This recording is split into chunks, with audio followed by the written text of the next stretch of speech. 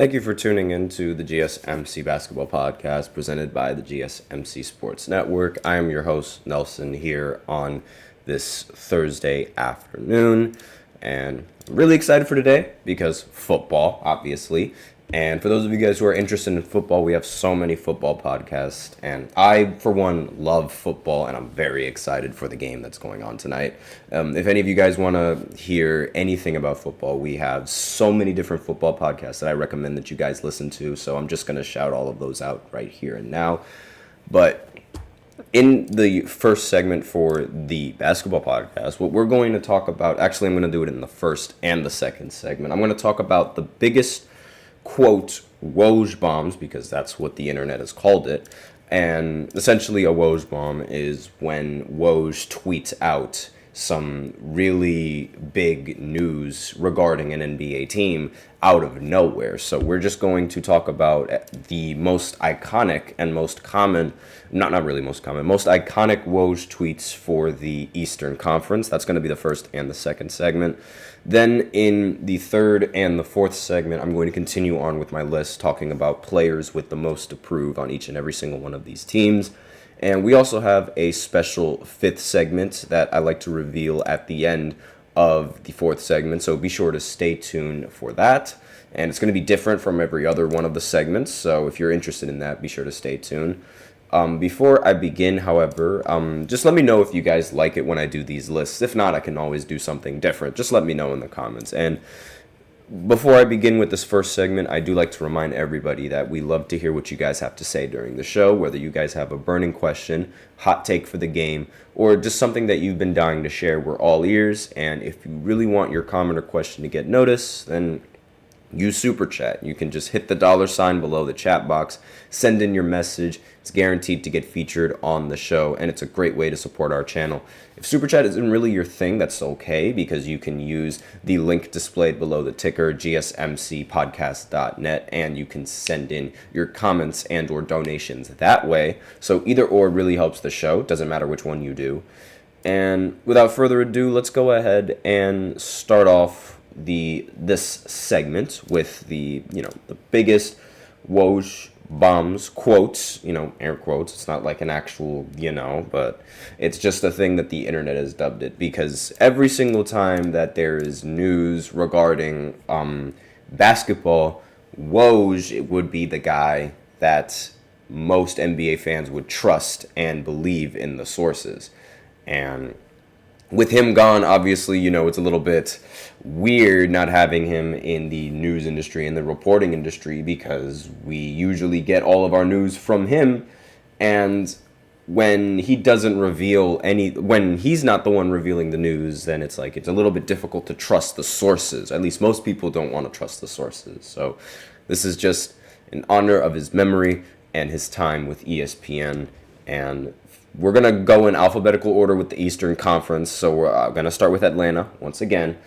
And the biggest tweet coming in from Woj about Atlanta was this one. The Atlanta Hawks are trading Danilo Gallinari and multiple first-round picks to the San Antonio Spurs for all-star guard DeJounte Murray, sources tell ESPN. Once the news broke about this, everybody immediately thought that the Atlanta Hawks were going to be a winning franchise once again, because now Trae Young would finally have the co-star that he needed in DeJounte Murray. Turns out that wasn't exactly what panned out, and the experiment ended up being a failure, as the Hawks ended up trading away DeJounte Murray to the Pelicans in the future. So a little bit unfortunate coming in for the Hawks how this trade didn't really work, but for the moment and at the time, it was seen as a very, very solid trade. And a lot of people were expecting great things from this team. Unfortunately, they ended up being one of the mid-tier teams, and they're still one of the mid-tier teams in the entire Eastern Conference and the entire league as a whole.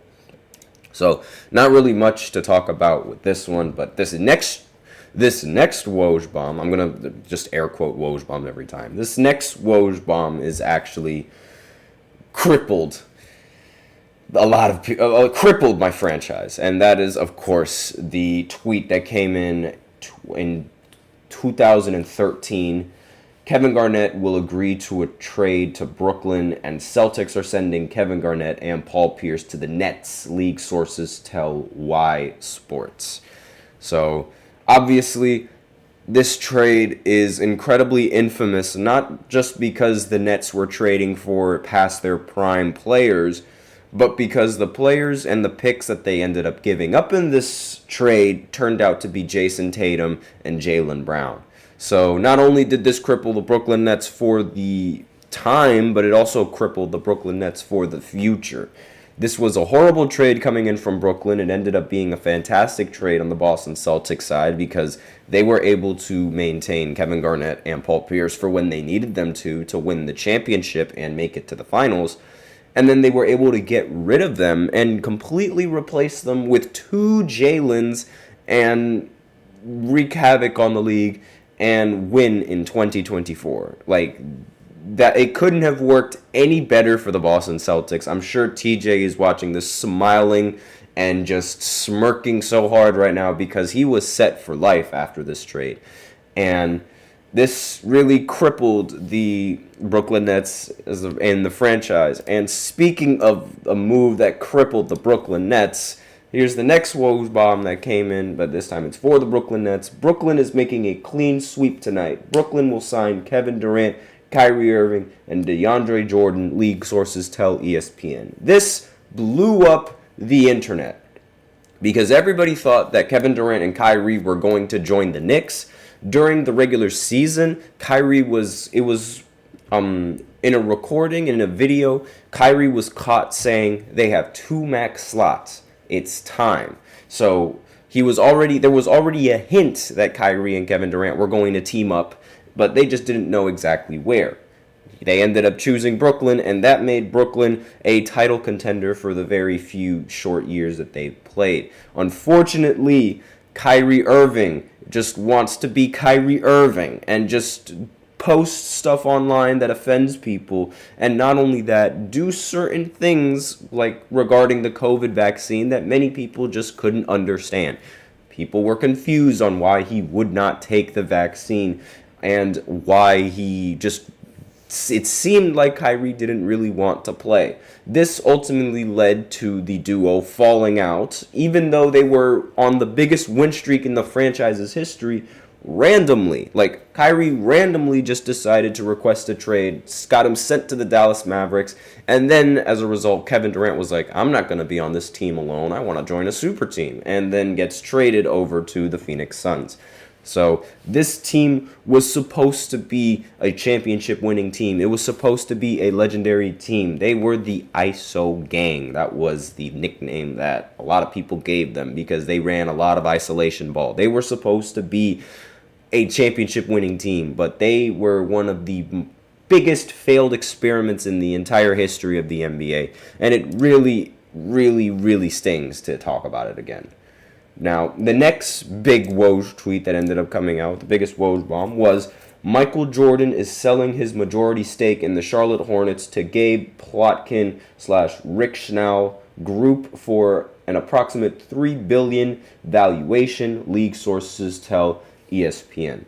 So this happened, this actually happened not too long ago. This happened quite recently. And compared to the previous news that compared to the previous tweets that I pulled up. So this is I'm not entirely sure of everything regarding that detail, but I do know that this was definitely the biggest tweet that Charlotte has had in recent memory, because I'm sorry to say, but it's no one really ends up signing with Charlotte. No one really does much with Charlotte. As sad as it is for Charlotte fans, that's just the way it is.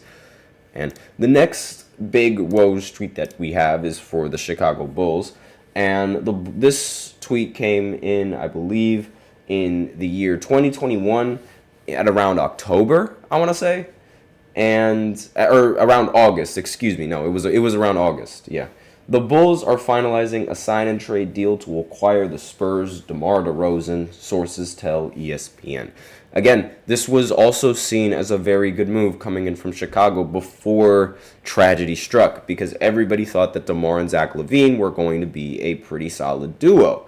And maybe that, and with the acquisition of Vucevic later on, that they would be a solid team in the Eastern Conference. Of course, that doesn't happen. And similar to Atlanta, they become one of those teams that had a failed experiment and ended up being in the mid-tier of Eastern Conference teams. And it makes total sense as to why they just it didn't really pan out, unfortunately, for the Bulls. So with that, I'm going to stop the segment right here and go into a short break. And I'm going to continue on with this segment with the rest of the Eastern Conference teams. And I'll see if I could finish it in the second segment, so I might speed through a lot of it right after the short break. So be sure to stay tuned if you guys are still interested. I feel like I'm losing my mind. Is everybody in the world blind? Please, Lord, give me a sign, a sign. I feel like I'm losing my mind. Is everybody in the world blind? Please, Lord, give me a sign, a sign. I wanna be the greatest. Everybody on the fake shit. I look around and feel like everybody is the fakest. I make this every day and I'm impatient, hoping one day I blow up from the basement. Statement, the top is so vacant. I don't hear shit that I think is amazing. Waiting for my day when I'm playing sold out shows for 1,000 faces. Hey, give me that crown, get in my way and to be put down. It ain't your place, all this my town. If I want that shit, then I'll get it right now. I'm losing it, the noose it fits, some losing shit, a stupid myth. You choose to live or choose to dip, you choose to fight or lose your grip and lose a gift. Oh. I feel like I'm losing my mind. Is everybody in the world blind? Please, Lord, give me a sign, a sign. I feel like I'm losing my mind. Is everybody in the world blind? And we are back with the second segment of the GSMC Basketball Podcast presented by the GSMC Sports Network. And in this second segment, we are going to continue talking about the biggest Woj Bombs that of recent memory in the Eastern Conference. Before I begin, however, I do like to remind everybody that we love to hear what you guys have to say during the show, whether you guys have a hot take or a burning question or something that you've just been dying to say. We're all ears. And if you really want your comment or question to get noticed, then why not use Super Chat? You can go ahead and click the $ below the chat box, send in your donations that way. And if Super Chat isn't really your thing, you can always use the link displayed below the ticker, gsmcpodcast.net. Send in your donations that way. And without further ado, let's continue on with the biggest Woj Bombs. And now let's go ahead. So we left off at Chicago, which means the next Eastern Conference team is the Cleveland Cavaliers. And easily, without a doubt, the biggest news from Woj coming in with the Cavs was LeBron James announcing that he is returning to Cleveland. Yes, the King who left Miami, stabbed the entire franchise in the back, was returning to Cleveland, and what a success that was. Made it to 4 straight finals, ended up coming back 3-1 in 2016 against one of the greatest teams ever assembled, and unfortunately ended up losing the last 2 finals that he appeared in because the team was just overpowered and unfair. Let's face it, that Warriors team was incredibly unfair against that Cavs team. But regardless, LeBron making it to the finals in 4 years straight with the Cavs after returning from Miami after making 4 straight finals appearances there is probably one of the most underrated parts of LeBron's legacy, and a part of LeBron's legacy that gets scrutinized for whatever reason. Like, people will hate on you for making the finals. It's really tragic that that's how people think, and it's really sad that that's how they love to just completely mitigate your performances just because of this, that, and the other without even looking at this, that, and the other. You guys can interpret that however way you want. But at the end of the day, that was a complete success. It was a great move. Well, not really a great move. I mean, that was like a blessing for Cleveland. And really not much to talk about that. Bron's the GOAT. Next, we are going to look at the Detroit Pistons. And the biggest Woj Bomb coming in from them was the Clippers and Pistons have agreed to a deal to trade Blake Griffin for Tobias Harris, Avery Bradley, Boban Marjanovic, a first-round and a second-round draft pick, league sources tell ESPN. This actually made Detroit a solid team for a little bit. Blake Griffin looked like a very, very solid star in Detroit. It's just, once they got to the playoffs, Giannis Antetokounmpo said, "Excuse me," and just stepped over everybody on Detroit. And it didn't matter who was in Giannis Antetokounmpo's path. He was dunking on you. He was scoring on you. He would Michael Jordan, hold the ball in the air, hang time over your head. Giannis was on a complete tear in 2021. And unfortunately, the Pistons got in his way. And they needed to be trampled. So that's and the experiment with Detroit, with Blake Griffin in Detroit, I mean, it got them to the playoffs, but really it didn't really get them any farther than that. And ever since they got rid of him, they've been one of the worst teams that the NBA has seen. And I say one of them because Washington is just as bad, but still, more on them later. Next big Woj bomb that came in was the trade between the Kings and the Pacers, but this is a little bit bigger news coming in from the Pacers. So, Pacers are trading Domantas Sabonis, I guess Woj misspelt that there, oops, Jeremy Lamb to Sacramento for Tyrese Halliburton, Buddy Hield, and Tristan Thompson, sources tell ESPN. Yeah, I know, Woj had a little bit of a typo there. It was the trade deadline. It's he was in a rush. So, but again, this trade actually, you could see this picture was before the trade, but it actually ended up benefiting both franchises rather well. I think Sabonis plays very well for the Kings, and I think Halliburton is a pretty good fit for the Pacers and how they want to run their offensive schemes. So, this was a very solid trade, both all around with both teams. So no really comment that needs to be made. It was it was a very rare win-win trade, similar to how I didn't talk about this tweet, but Trae Young and Luka Doncic were traded on draft night. So it's sort of a similar trade like this, where it's you could argue that it's even, because now Luka Doncic, I mean, you might argue that Luka is better, but now Luka and Trae Young both have a Western Conference Finals appearance, and I mean, they both have a conference finals appearance, and Trae Young just needs to make it to the finals now. So, you can make the argument that Luka is a bit better. But aside from that, you can argue that it was a win-win for both of the franchises. But we'll see how Trae Young's future ends up going with Atlanta. Next, the Miami Heat, in 2018, Woj ended up tweeting, "Cleveland is trading Dwayne Wade to Miami," league sources tell ESPN. This was in 2018. The Cleveland Cavaliers had a very old roster full of incredible players that were past their prime. They had Derrick Rose, they had Isaiah Thomas, they had D. Wade, they had that was basically all of the old veteran players that they had that I could remember off the top of my head. And the team wasn't really doing that well. LeBron was it seemed that LeBron was a little upset. So the GM enters the stands, and then he blew up the entire roster. Not literally, but he got rid of everybody on the team and completely signed a whole new team that was built around him. And surprise, surprise, everybody was surprised. He took that team to the finals in 2018. But this isn't about, I know I like to make everything about LeBron, but more on D. Wade. Again, this was just think of it like a farewell tour. LeBron essentially traded him back to Miami to give him a farewell tour on the team that drafted him and on the team that he won all of his championships with. So yeah. Next big tweet, this one is for the Milwaukee Bucks. This was in 2021 when they were in the finals, and the tweet is, "Giannis is a go for Game 1 of the NBA Finals," sources tell ESPN. And that right there sealed the finals for Milwaukee, because it was a big question going into the series whether or not Giannis was going to be healthy enough to even participate in the game. And if he wasn't healthy, then it was most likely that Chris Paul was going to win his first ring.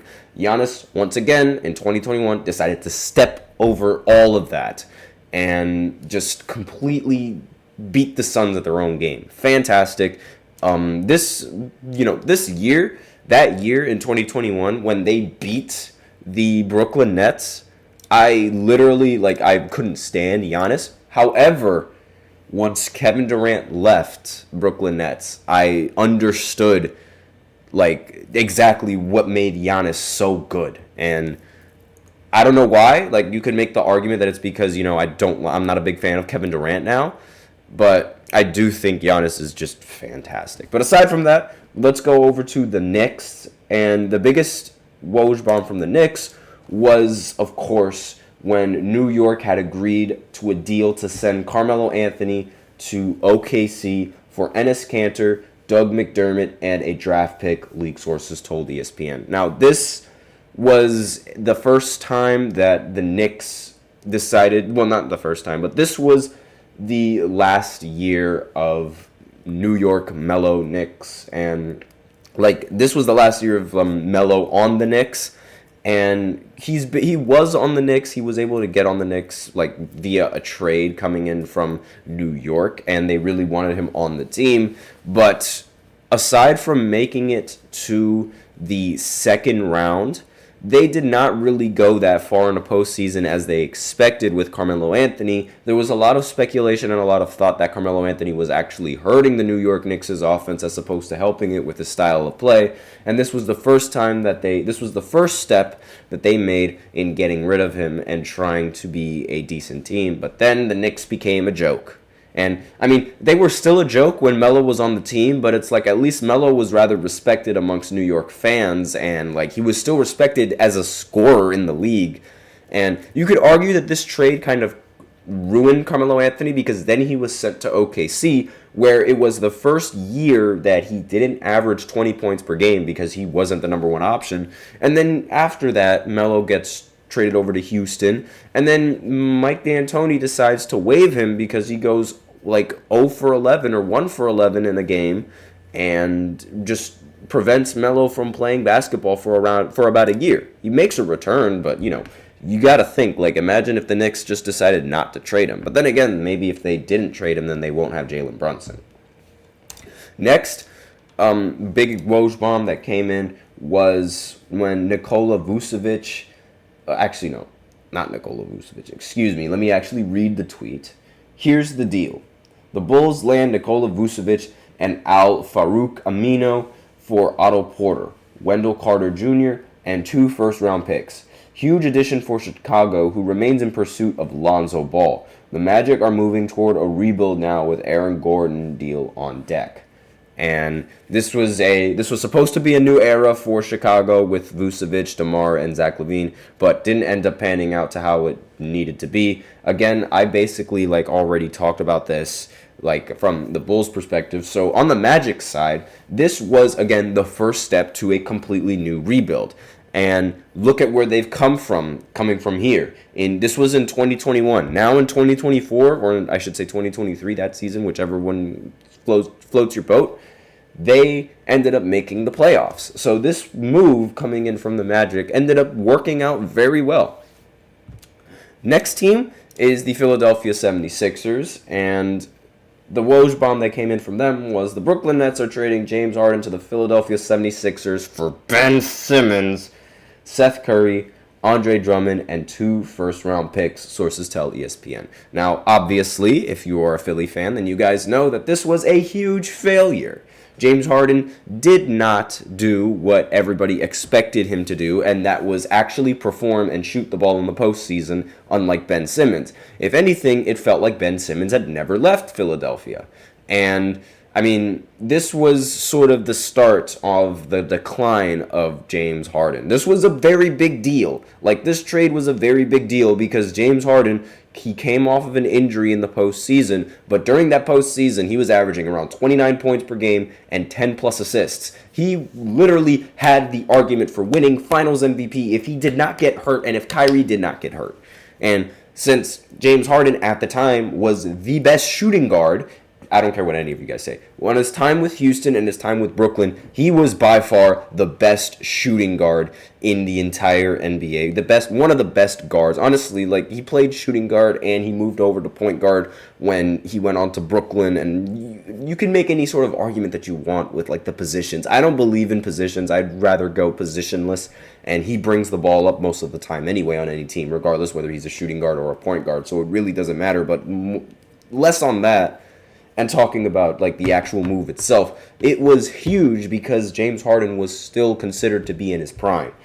Now this is sort of seen as a bad move because a lot of people are seeing it in hindsight as now he's on the decline, and it wasn't really a smart move to begin with. But again, it's still better than having Ben Simmons on your squad. Next, Woj Bombs is coming in from the Toronto Raptors. Spurs have agreed to trade Kawhi Leonard and Danny Green to Toronto for DeMar DeRozan, Jacob Poeltl, I don't know how to, forgive me if I botched that last name, and a protected 2019 first round pick. League sources tell ESPN trade call with league office is starting shortly. And this was a very, very big trade, obviously, because a lot of Raptors fans, they really liked DeMar DeRozan and they didn't want to trade him away, but they quickly scrapped that once Kawhi Leonard entered the postseason and won the championship for them. It was a really tough trade that still affects DeMar DeRozan to this day because he's rather egregious thinking that he would have won with the Raptors had he stayed with the Raptors. I don't think he would have won personally, but he can believe whatever he wants to believe. And really, I mean, this trade was the biggest win for the Toronto Raptors because, again, the second after they traded for Kawhi goes on a ridiculous playoff run, and they end up winning the finals, the first ever championship in the franchise's history, and every single Raptors fan loved Kawhi for it. It didn't matter that he was going to leave the year after. He got the job done in Toronto.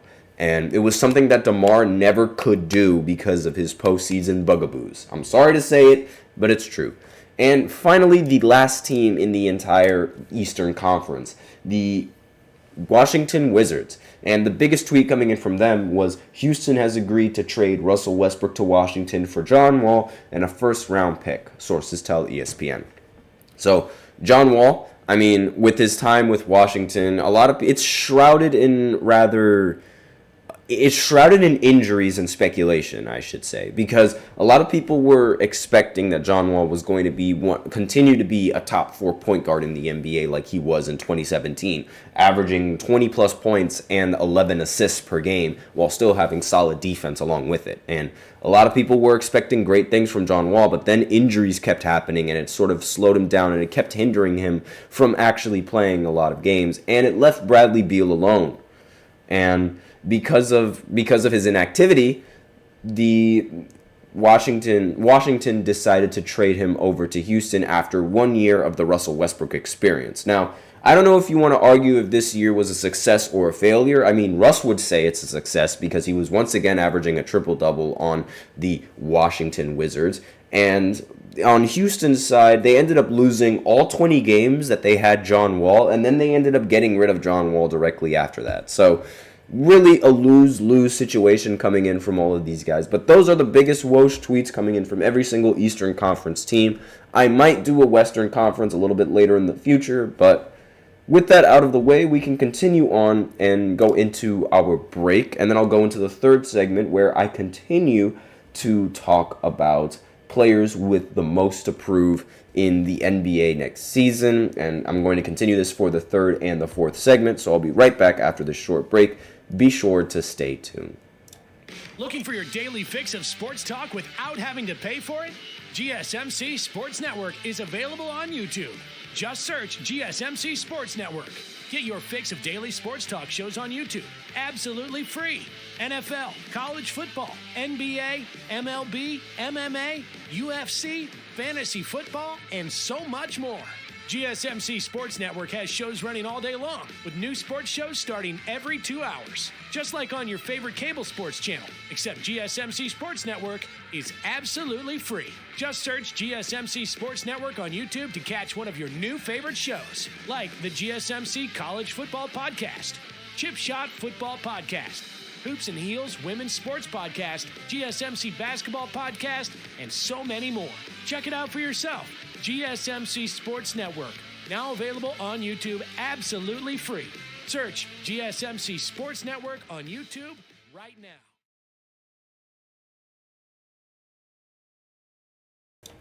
And we are back with the third segment of the GSMC Basketball Podcast presented by the GSMC Sports Network. And in this third segment, we are going to be continuing talking about the players that have the most to prove for each and every single NBA team. We are on the 25th team, which is the Portland Trailblazers, so that means there's only 5 more teams to go. And I'll probably break it up into 2 segments so that way I can talk a little bit about every single one of these players and, continue making it a pair because I've always had it a pair and it makes total sense to make every single one of them a pair to me. So I'm just going to continue on. And we left off with Portland, and the player with the most to prove on Portland, in my opinion, is Scoot Henderson. And Scoot was thought of from a lot of people, a lot of rather interesting people, I should say, for lack of a better term. The interesting people thought that Scoot Henderson was going to be the best player coming out of the draft. And it was there was an argument of Victor Wembanyama versus Scoot Henderson in Rookie of the Year in the beginning of the year. It was a thing. I know. It's insane for me to even think that was a possibility and that people were legitimately thinking that he would end up being better than Victor. I thought those people were just being rather optimistic. It was a mix of optimism and a mix of hating on Victor Wembanyama.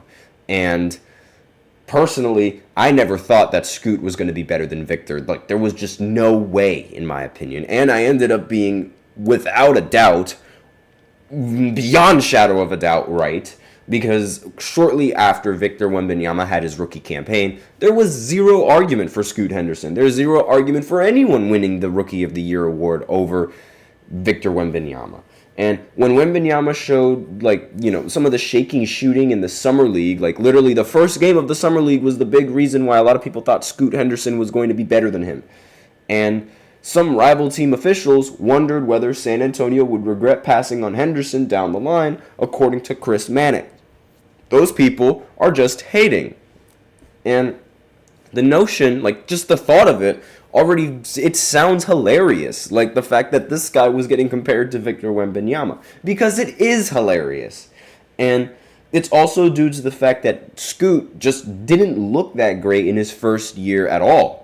And even if you're really grading him on the rookie curve, it's really fair to criticize just how bad he was, because he shot 38% overall from the field and 32% from 3. Not to mention he was averaging almost 4 turnovers with his 5 assists, which isn't a very good assist to turnover ratio. And obviously, one season does not make a career, but for being someone that was highly touted going into the NBA, and somebody who was supposed to, or a lot of people expected to be better than the best prospect since LeBron James, you got to play better than that. And he did not play like that at all. So it was a very cold take for a majority of the fans that were rooting for Scoot Henderson, and it was a very cold take for a lot of the haters that were rooting for the downfall of Victor Wembanyama. So still, he can't show more as a sophomore than he did as a rookie. The Trailblazers might start to wonder whether he's the right player to lead this post-Damian Lillard era in Portland. And quite frankly, I don't think he should be the one leading. I think Anfernee Simons should be the one leading this team. But aside from that, Scoot needs to play a lot better given his draft stock and given just all the expectations that were coming in from him before the NBA even started off or tipped off its season last year. And it really, I can't believe those were even talks. Let me know in the comments if, you guys knew that Victor was going to be that guy, or if you guys thought Scoot was going to be that guy, because I'm very curious exactly. And for those of you guys that thought Scoot, I'm curious what exactly was your thought process going into picking Scoot, instead of picking somebody that was 7'4" and could shoot the ball.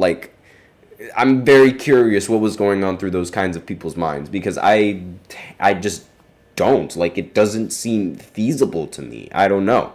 And again, there's still a chance that he could elevate his game. I think I can see him, in the future of his career, I could see him being that kind of, I don't know why, but I feel like Chris Middleton would be the type of player that he'd be. He'd be a solid scorer while at the same time being a much more competent defender and valued more as a defender. I don't know if that's entirely I don't know if you would say that that's entirely Chris Middleton, but I feel like that's really the ceiling that he can get to. And I don't know, like, I'm not really all that high on Scoot. Let me know in the comments what you guys think of him. But next player on this list is for the Sacramento Kings, and that is Keegan Murray.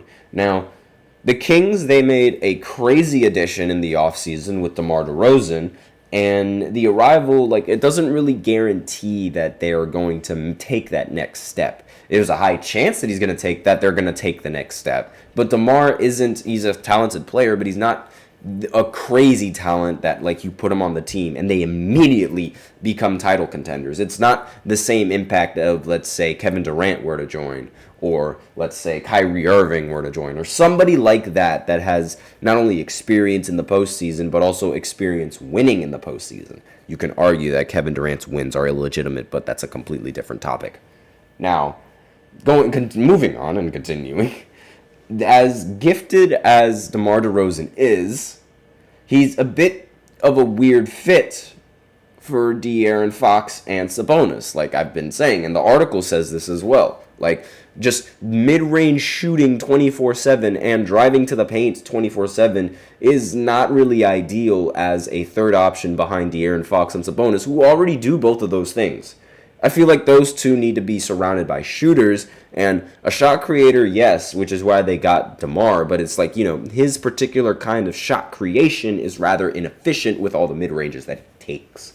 And there's still concern for the spacing, given the fact that DeRozan isn't that competent of a three-point shooter, and the defense in those three players. Because while DeRozan is fantastic on offense, the defense from him is known to waver, which was a big difference, one of the differences between Kawhi and DeMar DeRozan in the trade. The fact that Kawhi had the defense in his game, along with the shot creation that DeMar DeRozan had.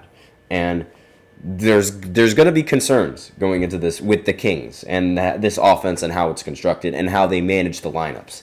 Now, obviously, the arrival might elevate Sacramento's floor, but it is tough to tell exactly how much he's going to raise that floor for Sacramento and what their ceiling will be, especially in this top-heavy Western Conference team. So that job is probably going to rest on the shoulders of this guy right here, Keegan Murray. And again, he's one of the league's 3-and-D players. He was pretty popular, I should say, with the Sacramento Kings. A lot of Kings fans really like him and really like what he brings to the table. And I think that he needs to sort of elevate himself and sort of make that next step and become a star or a key player, either coming off the bench or just being there when the team needs three-point shooting.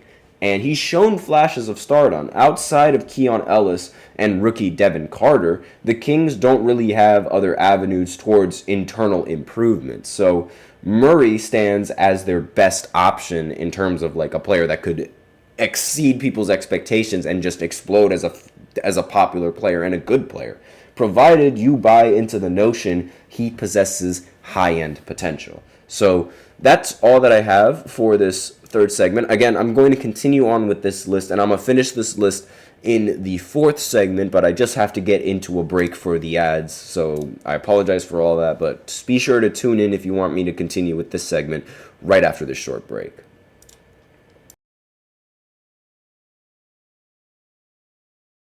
For the best and latest podcasts available anywhere, go to the podcast app on your cell phone and type in GSMC to access free content-rich podcasts on health and wellness, book reviews, sports, entertainment, relationships, social media, movies, technology, finance, and even weird news. Subscribe and download the GSMC Podcast Network's family of shows, available everywhere podcasts are found.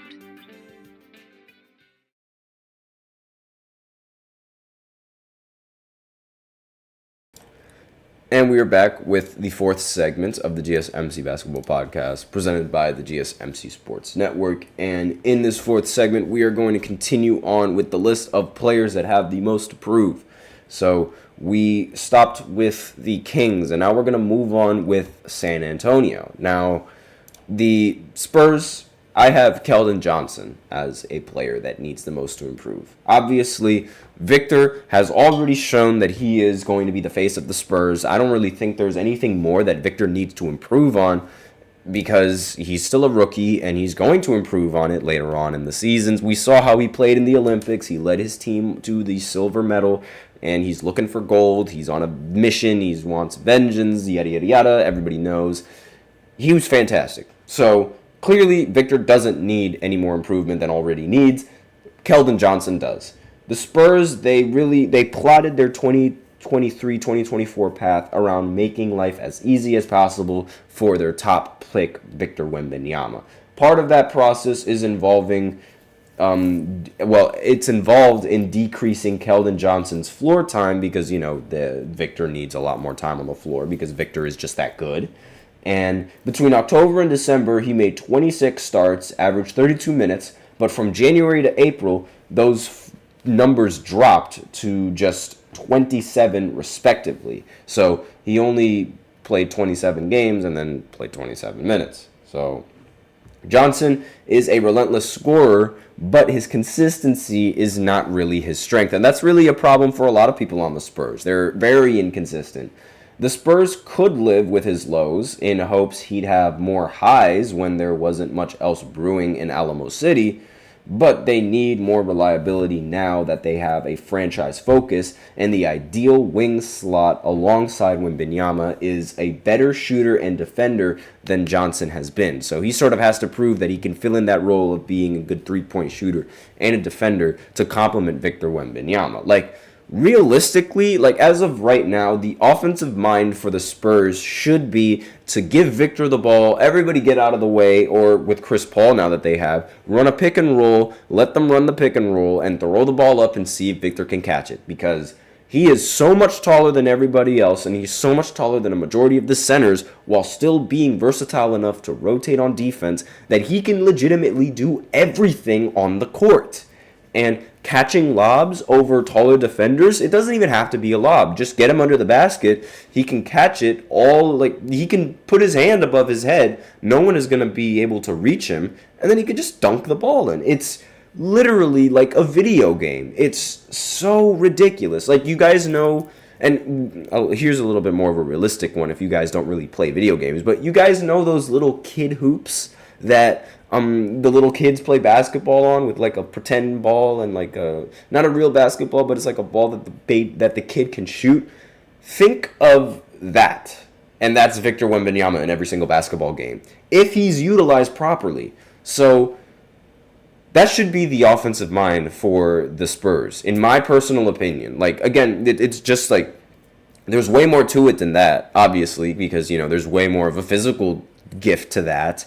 And it's way more I'm sure that defenses are going to figure out a way to stop it eventually. But as of right now, I don't know if people will really be able to have the facilities to stop that kind of pick and roll and stop that kind of move, getting Victor underneath the basket. It was such a common thing for the Spurs. There are so many clips of Victor just running to the basket. He'll have what's not open for most is open for him. But most of his teammates just wouldn't throw the ball up to him and try to allow him to make a play.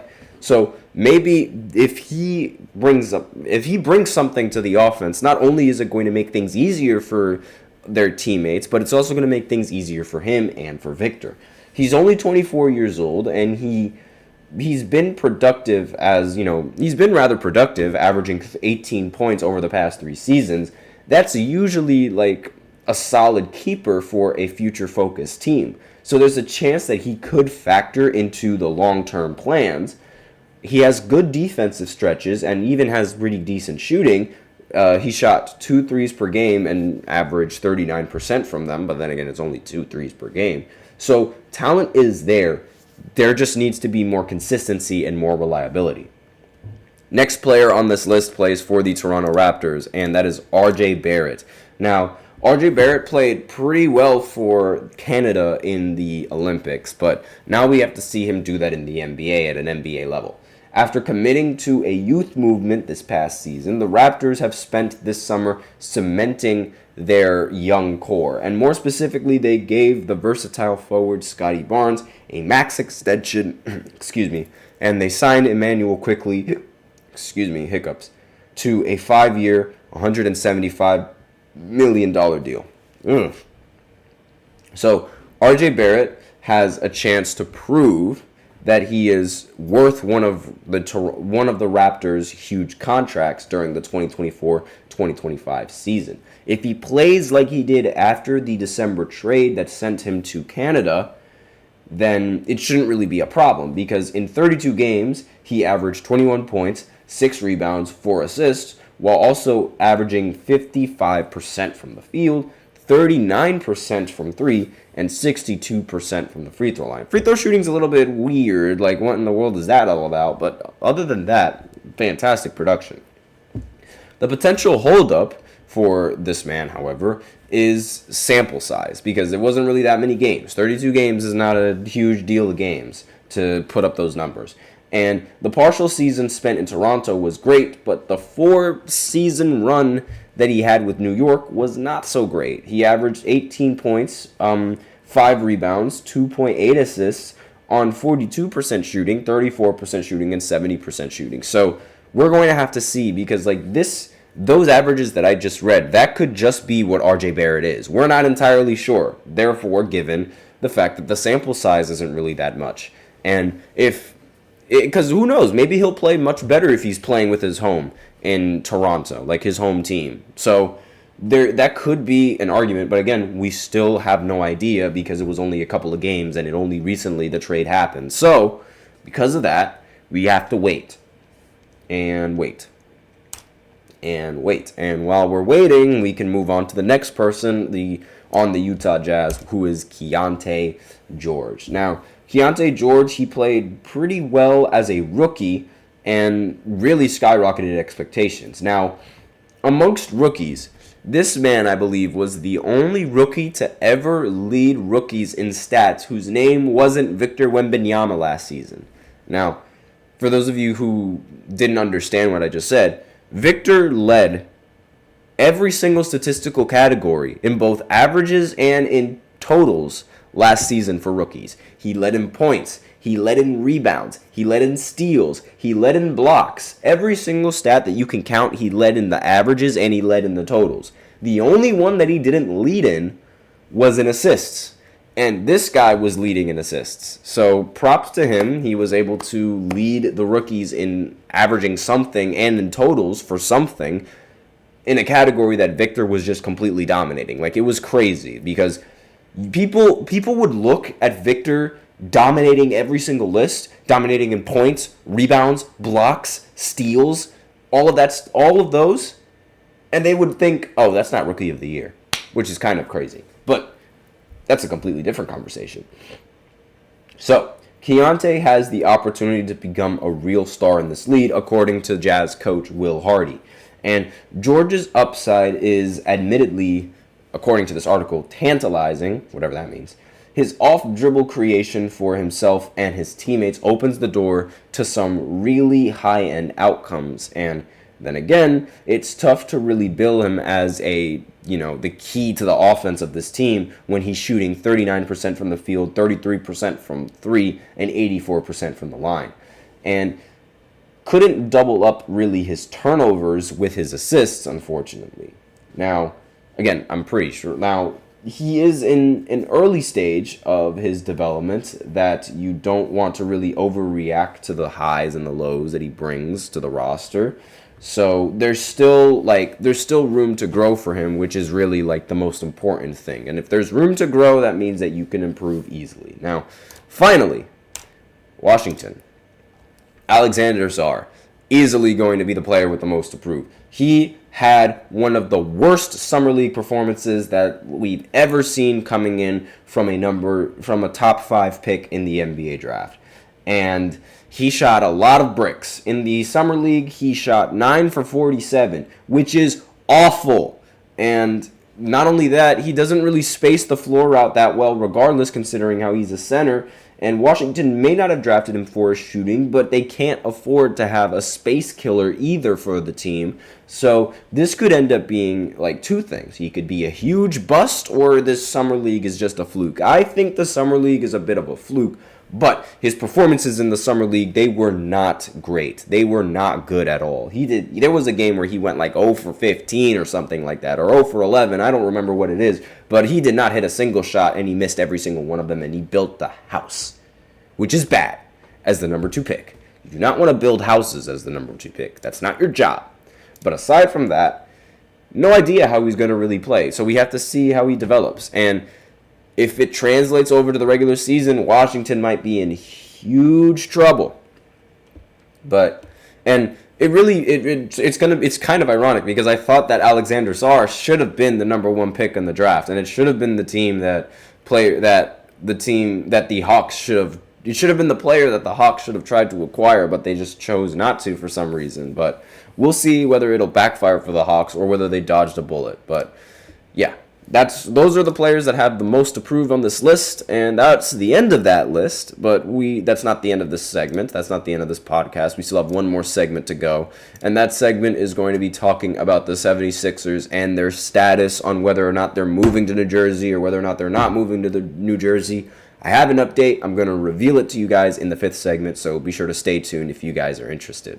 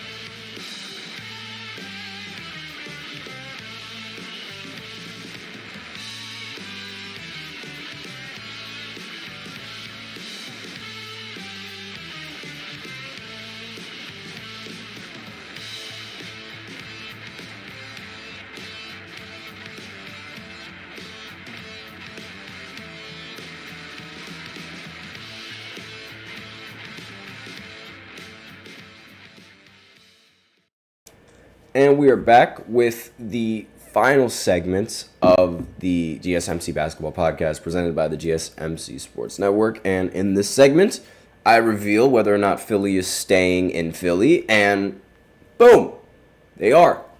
The 76ers have elected and they voted to stay in Philly, and they are not going over to New Jersey. Thank the Lord, because I do not want that franchise in New Jersey at all. Do not want that franchise in New Jersey. Thank you very much. And I'm just going to go ahead and see if there's an article talking about them staying, because I'm pretty sure that they are going to release one. Oh, okay, got it. So Philadelphia Mayor Terrell Parker announced an agreement has been made between the Sixers and the city to keep the team in Philly. So this is great news coming in for all of you Philly fans that really wanted them to stay in Philly. I know a couple of you guys that actually go to the school. Congratulations to you guys. You guys can continue being a Philadelphia fan. You guys can continue losing in the second round. You guys can keep Joel Embiid. You guys can keep Paul George. You can keep Tyrese Maxey. You can keep your name. You can continue just losing to the Boston Celtics every single year before you make it to the Eastern Conference Finals. You can continue just praying that Joel Embiid doesn't get hurt. You can continue hoping and believing that Joel will take you to the promised land. You can continue doing that to your heart's content, because Philly is yours. Well, aside from all that, Philly talk, again, it's just the 76ers. What can go wrong will go wrong, and I just don't want that near my beloved New Jersey, my beloved state. I know all of you, there's a lot of New Jersey haters out there, and to that I say boo-hoo-hoo. Now, the article continues going on, saying Meryl Shell Parker announced that, On social media on Wednesday afternoon, Parker announced that an arena would indeed be built for the 76ers in Center City. So, as your mayor, I'm speaking from my City Hall office with a very important announcement. I am proud to share that I have made my decision and an agreement has been reached to ensure that our Sixers are staying at home. And that's what she tweeted out, or that's what she posted on X, formerly known as Twitter. And while she did not outline the exact terms of the agreement, Parker promised that it would bring hundreds and hundreds of jobs to Center City. Also, she noted that her office would be, quote, transmitting the related legislative package to our City Council of Philadelphia for its consideration where it must be approved. Through this agreement, Parker said the plan would bring more than $1.3 billion of private investment and will mean hundreds of millions in new tax revenue. It represents an unprecedented revival of Market Street, she said. Also, Parker took a moment to direct a comment toward the residents of the city's Chinatown neighborhood, many of whom have opposed the arena plan, to say that she wants the agreement to help the rich and vibrant community thrive. I wholeheartedly believe this is the right deal for the people of Philadelphia. To the people of Chinatown, please know that I hear you. We have the best Chinatown in the United States, and I am committed to working together to support it. I'll have a lot more to say in a formal presentation coming soon, Parker said. And shortly after Parker announced that an agreement has been made, in a statement, the 76ers said they were grateful for the mayor's work. We are grateful to Mayor Parker and her team for their time and diligence in evaluating our proposal and look forward to advancing to the next steps with City Council, the 76ers said. So it seems that everybody wins. It seems that Philly wants to continue having the 76ers. It's amazing. Like, imagine still wanting a franchise that doesn't make it past the second round still in your state. That is amazing. But sarcasm aside, regardless of the outcome of City's negotiations with HBSE, our door will always be open for the 76ers to join us in South Philadelphia if they ever conclude that is what is best for their team.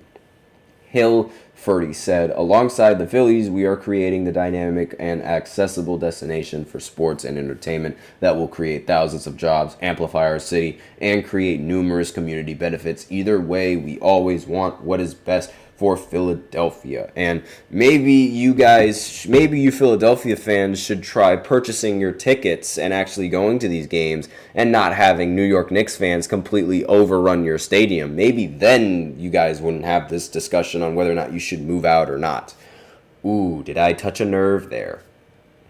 I just, coming from Jersey, I love messing with Philly fans. And part of that, you can make the argument that part of that is because I am a Giants fan and Philly just constantly beats us every single year. Gah. But aside from that, if you guys want to listen to football, then there's Football Podcast. We actually have two Giants fans that cover their version of football. So whenever the Giants end up playing Philly, I'm sure you guys are going to hear their very strong opinions about the Giants losing, because I'm fully confident that the Giants are going to lose to Philly. They always do. And again, Kenneth and Jeremy, Kenneth hosts the Football Podcast, and Jeremy is a host for, I believe, a completely different sports podcast. I'm not entirely sure what the name of it is, but I do recommend checking out the channel and following them both and listening to both of them. So aside from, Philly staying in Philly, staying away over there on the other side of the river, I'm grateful for this. And that's it. That's all that we have for this fifth segment. And I'm going to end this off a little bit earlier than I wanted to, because I actually have to get ready for class soon. So thank you so much for tuning into the GSMC Basketball Podcast presented by the GSMC Sports Network. Your support means a lot to us, so please remember to subscribe to the show, leave a positive review. It really does make a difference. We also invite you to follow us on Facebook, Twitter, TikTok, and Instagram for more content and updates. As usual, please remember to use the link displayed below the ticker on every single show segment. That is gsmcpodcast.net. And actually, no. And also, if you really want your comment or question to get noticed, then go ahead and use Super Chat. And you can send in your comments or donations that way, or use the link as I previously said. Either or, it really helps the show. Thank you so much for tuning in. I am your host, Nelson. And as always, take care.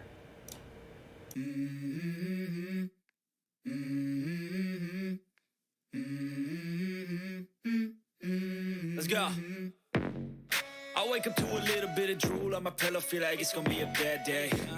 Yeah, I'm tired of shit, and the coffee ain't hit yet, damn, ain't that great.